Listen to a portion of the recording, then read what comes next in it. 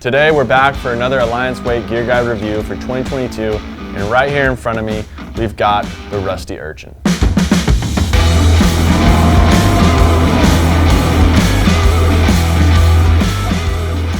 The Rusty Urchin for 2022 is a pretty unique board for their lineup. We kind of got the classic fish style shape, starting with this bat tail accompanied by the wings on the side. This thing overall has a pretty aggressive look. It is a twin fin setup. We ran the future fins in there and it did really well. The sizing for these boards, we run it all the way from a 4.0 to a 5.0. This one though was a 4.4 and I felt like that was plenty of board for me. It's pretty wide, kind of like a fish would be, so you've got a lot of surface area to work with. The Urchin has a venturi bottom, which is a staple for Rusty surfboards, so it's cool that they put this in their surfer. To kind of explain that for you, it's got a channel through the middle. The water goes through that channel and disperses out the back. It's kind of like a water hose. When you put your thumb over it, creates that pressure and it really forces the water out. You're essentially doing that. You're funneling the water in and tightening it and it's flowing out the back quicker. So you get a little bit more speed. That alongside the width of this board that a fish provides, it's a pretty quick board. Now enough with all that technical mumbo jumbo. Let's jump over the categories and see where this board stacks up. Just like all the other boards, we're going to talk about staying in the wave. Is the board super fast running into the boat, or is it falling out the back of the wave and you're struggling to stay in it?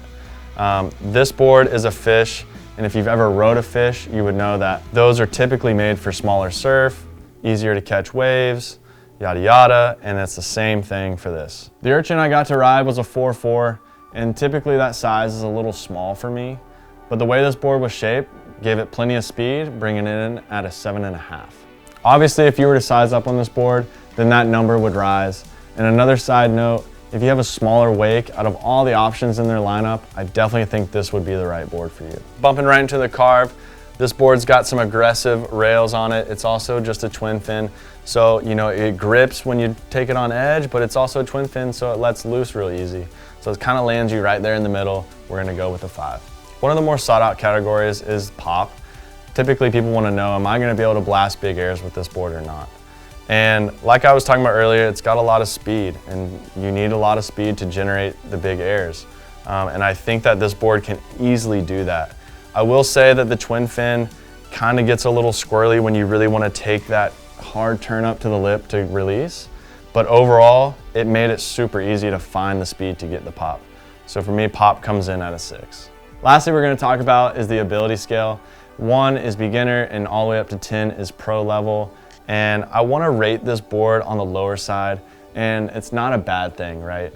So if I wanted to rate this at a 3, which it is because I think that a beginner can step on this, an intermediate, those guys are going to be able to be on this board and be able to hang in the wave and do what they want to do. But also, of course, if you want to get aggressive, you can. I don't think it's as aggressive as the other 2 models because it's kind of a fish and you want to flow and you want to have fun on this board. So it's a little bit more for everybody. And that's a good thing. So if you guys have any more questions about Rusty and all their surfboards in the line, head over to rustysurf.com and check them out. Don't forget to like and subscribe. We got a bunch more videos coming out so you don't miss out. See you later.